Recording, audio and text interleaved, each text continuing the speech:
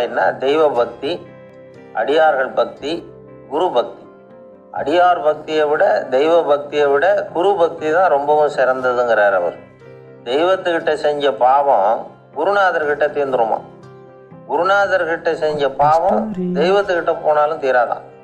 இப்படி பெரியவங்களாம் சொல்லி வச்சிருக்கிறாங்க.